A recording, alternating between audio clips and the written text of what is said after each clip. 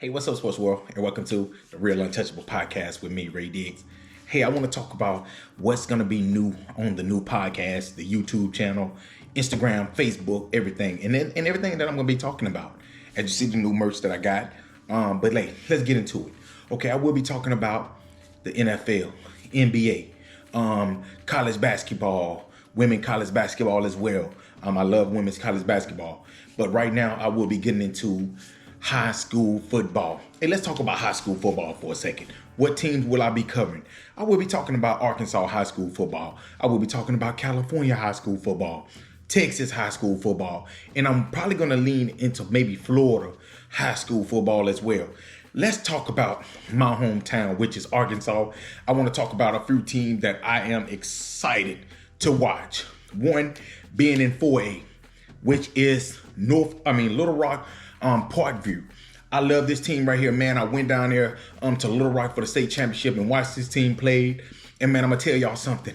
Go down, if you in that area, go down and watch this team play. They're really young. They got the swag to go along with everything. They got a player, Monterio Money. The young man, he was a sophomore. I didn't even know he was a sophomore last year. The kid is a PTP. He's a prime time player. And he's gonna be on a lot of teams' radar when it comes up in recruiting, because that's how good the young man is. Hey, he's a player, y'all. And also coming out of Malvern is Jalen Dupree, the young running back. This team pretty much was led by a run-heavy team. Jalen Dupree led them all the way to the state championship game where he dominated. And guess what? This kid is back again this year. If he stays healthy, he can possibly win another state championship. But it's going to be hard with Hardin Academy coming back. You have Warren. Let's talk about Warren and the Lumberjacks. The Lumberjacks, Bo Hembry. Man, this guy right here is still at it. Guess what, though? Warren was one of the teams that had Malvern down 21-0. And I said, you know what? That was one that Bo Hembry let get away. Because if they win that game, as you know, Malvern ended up winning the state championship. So if Warren beat them, I got a feeling Warren may go on to win it all. And they was up 21-0, and they pretty much surrendered the lead. And that's how Malvern came back with Jalen Dupree and pretty much came back and won the game. Okay, but hey, in the 4A, you got those three teams right there. You got teams coming. I'm hearing that Hamburg got some young players down there. Make sure you all tune in to their young team. They say they have a very young team that I'm excited to watch as well. But coming out of 5A, like I said, you got Parkview. 6A, you got Pulaski Academy, and they are loaded again this season. They're going for their 5th straight state championship. They're second in 6A. And in 7A, everybody already know Bryant. This team right here is basically one of the, if not the best team in the state of Arkansas. They're loaded again this season, going for another state championship, in which a lot of people feel that they're going to win it easy this year, and that is Arkansas. I will get a little bit more into Arkansas high school football, but hey, let's talk a little bit about Texas.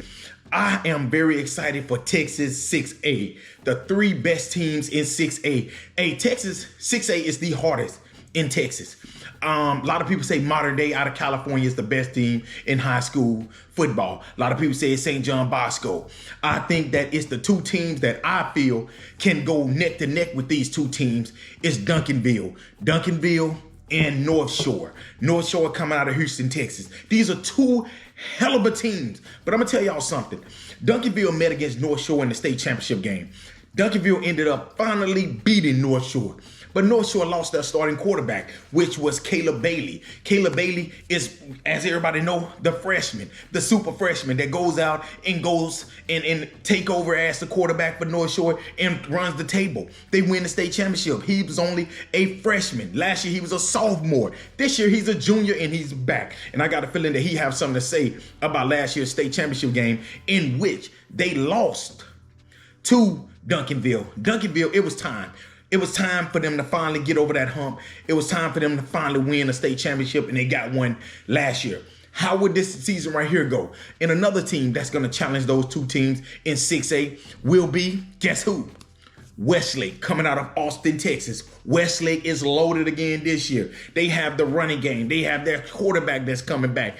They will be the type of team that's going to give North Shore and Duncanville a run for their money. So don't be surprised if one of these three teams right here is holding up the trophy comes late December. And like I said, I will be talking about Florida as well. But this segment right here is basically just to let you all know what I will be discussing. And those are the teams that I want to talk about. I will get a little bit more into it. As you all know, high school football is back. And I'm back as well. Thank you all again for listening to another great segment of the Real Untouchable Podcast. Hey, peace and have a blessed day. Peace.